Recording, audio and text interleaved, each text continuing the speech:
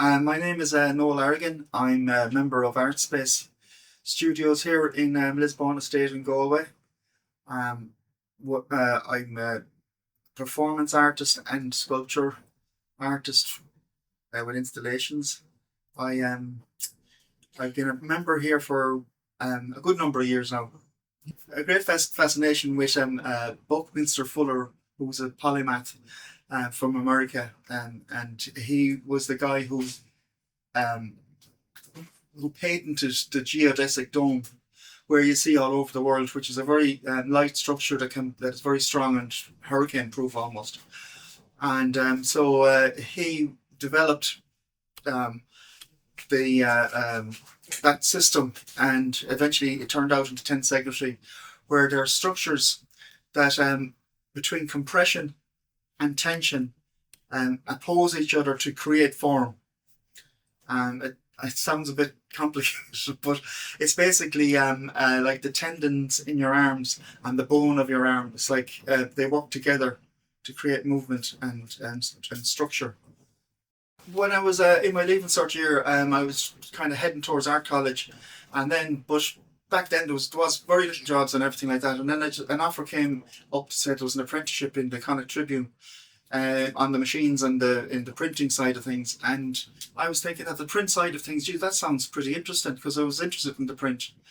And so I applied for the job, and eventually I got the job, and I was sent off then to the RTC in Cork to do my training. And the Connacht Tribune were experts at training up people.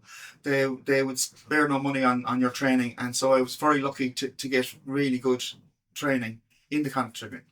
And so eventually I moved on from there. Like I got trained there. I was in America. I was in Australia for a while, and then when I came back, then I was with Castle Print, which was here in Lisbon.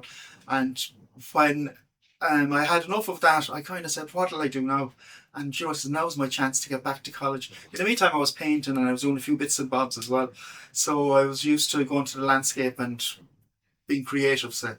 And so when I went to art college, it opened me up completely to a whole new area of art that I wasn't practicing in, like contemporary art basically. And it introduced me to so many new artists that I didn't know about. And when I went into the sculpture workshop, I said, "Oh, this is me. This is home. This is where I want to be, with all these machines and everything like that, building things and creating things." And so I was delighted to be part of that. Joe Leslie was great, and to learn a vast knowledge of great memory, and he's able to bring back things that would be relevant to each individual artist, and think you through things. You know, he's very good. Yeah, excellent. I had a dabble in everything when we went to college, and I was fascinated with everything, to be honest. I mean, even when we went to textiles for a while, I was printing on textiles, and I thought, "Well, this is cool." Like. And so when I went to the print room, and I was I was so nervous, because there were so many people or students working on the machines and the things like that. I used to get so nervous because they were mixing the chemicals wrong, and there was the kind of thing, you know, they're learning, and I just found it so frustrating to be in it. But yeah, and that's why sculpture. When I went to the sculpture, I started saying, "Wow, I can weld, I can go on the wood turning machine, I can go on the planers, I can do all this." And I said, "Oh, this is me back home." And Jer gave us the freedom to experiment with loads of different materials and anything really, like, you know, and introduced me to performance. Aideen Barry came in and gave us a workshop, and so she was lecturing there at the time, just for a short period of time, and her enthusiasm about performance art made me think, and I was fascinated with it like that. And eventually we had a chance. A group of us got together, and we put on a performance in the Art Centre in Galway, and it was an amazing eye opener, because when you do a painting, you hang it on a wall. When it's on the wall, it's open to criticism and all that. But when you're doing a performance, you are the painting, you are the piece, and you're just so vulnerable. You're so wide open to everything, and so there's that vulnerability But what gives you that excitement as well, it gives you that adrenaline rush as well in your performance. And so I found it fascinating. I wasn't never comfortable. I think if you're comfortable, you're in the wrong place. I suppose the first amount of tension and there's that nervous tension that comes through, and if you're too comfortable, I think you're not doing it well enough, or you're not pushing yourself. Yeah. After college, yes, I joined 126 on the board, because during college I'd always go down to 126 and try and get myself just familiar with the place like that. And I think that every student should nearly be involved in all these groups, because because you're not going to be in college forever, and you need to be exposed to the real world, say, and what's happening. And so 126 gives you the opportunity to curate exhibitions, to deal with applications, to look for funding. So there's a whole education in that, but it's also like looking after a gallery, which is very useful information. So you know what's going on in the background.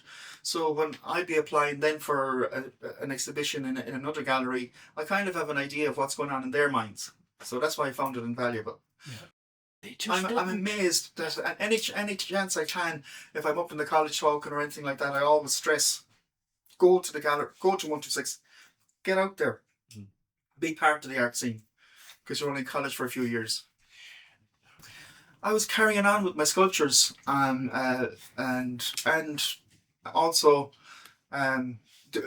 getting ready for my performances and things like that. So it's making the connections with that, like with performance as well. You need connections with people. You need you need to maybe even bat ideas and throw ideas out there and all that. So it's a combination of everything. You're meeting other curators. You're getting yourself out there.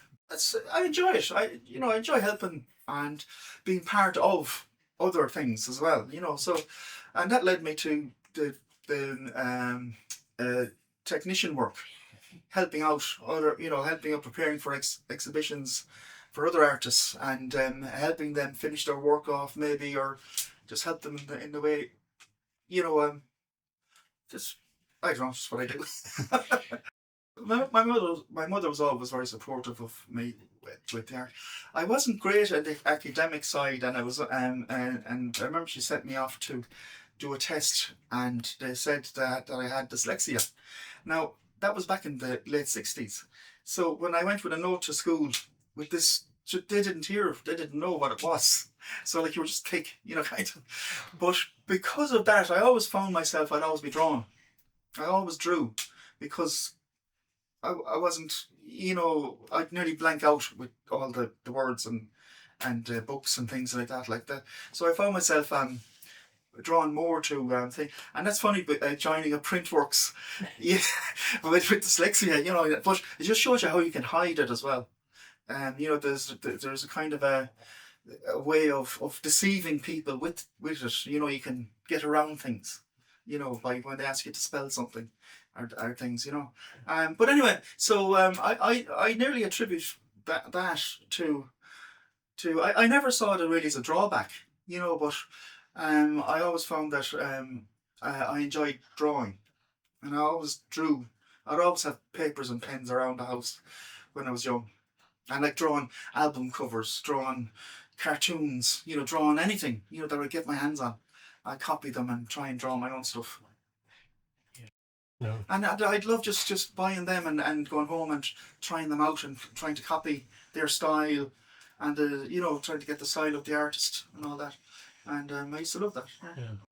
Yeah. Just people ask me and say, "No, could you give us a hand hanging up this paint?" That'll be the start of it. Yeah. So you're hanging up paintings, and then they said, "Look, we need to build, I don't know, maybe something here for this particular art piece.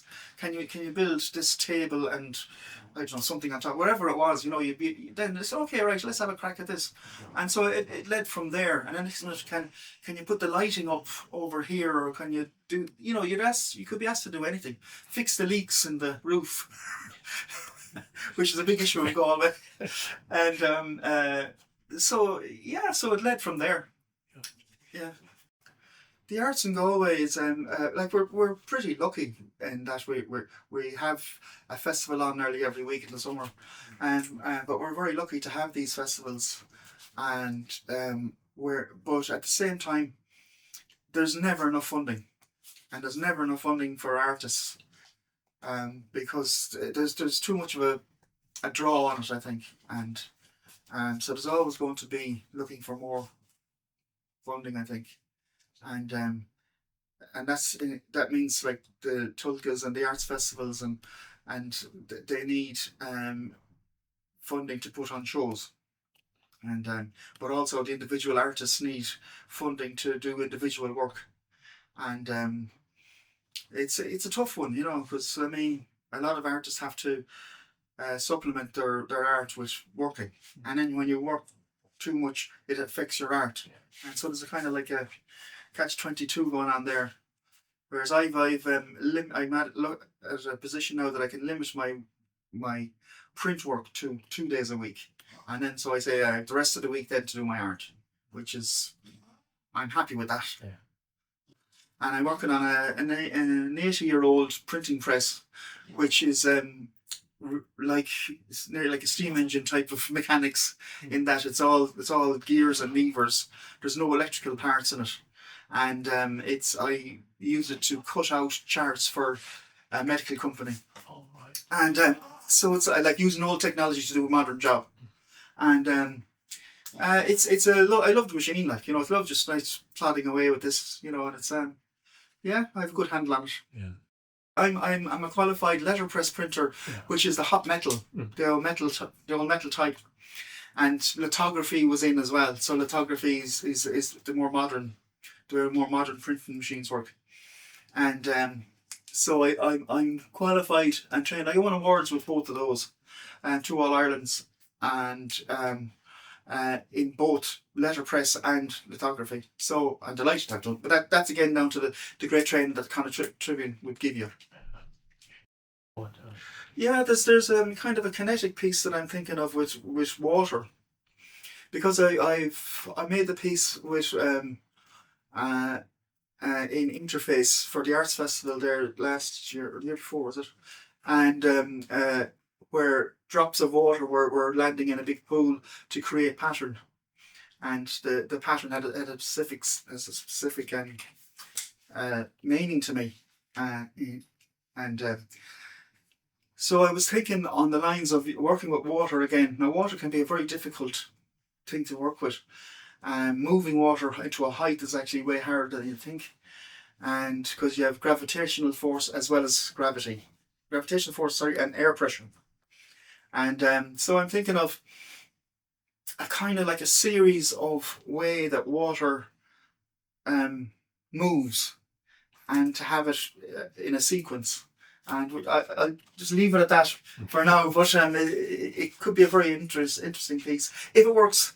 But like that, I'm saving up on pieces of perspex and things like that I'm going to need, and it's going to be a whole new way of working with perspex in, like, heating it and molding it to the way I want. So it's going to be a tricky one. You're usually building up to an exhibition. And the most important thing is to get the exhibition up as best you can. And there's nearly always I always find that you ask for the world, but you have to compromise at certain stages, because the work is can be things don't always work out the way they are in your mind, and so there is a compromise that goes on, and you hope that compromise is very small. And so what you're doing is aiming for the final piece at your deadline, of course, and if it works off, brilliant. And when it's finished, then when the exhibition is over, you're kind of going, oh no, put it down, I'll take it down and put it away and all that, and you're kind of at the back of your mind, you're kind of saying, yeah, I hope someone else picks up on it. I might be able to show it somewhere else. So I was delighted to join Artspace when I did, and I started off with half a studio space, and then eventually I got a full studio space, and it gave me that room to expand and experiment, and to kind of I know it's a bit of a mess, but it gives you that chance or that ability to have your tools around you, because you find like if you are working in a space and you have to put away everything the minute you've done a few hours work. It's you're spending most of your time setting up and taking down, and you're only getting a small bit of work done. Whereas if you have a studio that's set up and it says, "Oh, there's my drill. I can go over there. I can use that. Do that. Now I can go over to my saw and I can just give that a quick cut, and now I can go over here and do this." And so it's that ability to have your stuff around you. I'm on the board as well, so it's that connection with our space, and you find that we're part of a bigger community in Galway as well. That your like art space is in contact with Engage space studios, with the art centre, with 126. So like it's like our little community that's going on. And so when Tulka curator is in town, that they'll probably come up and look at some of our artist studios, and it's keeping those connections open for to help our artists get into exhibitions as well. It is a testament, yeah. It just shows, yeah, and I'm sure there's been hard times, there's because like we're all the time. There's no studio space in Galway who actually own their own space, so you're all the time on that of you're renting and you're trying to keep above water all the time. I would love to see more. Um, I wouldn't say movement as such, but I would love to see more artists coming in and experiencing it, and integrating with the Galway scene. I would love to probably have more workshops going on, and maybe have a dedicated workspace that everyone could use. To expand on the print room that we have and the dark room, and it's to give our artists more experiences in different areas.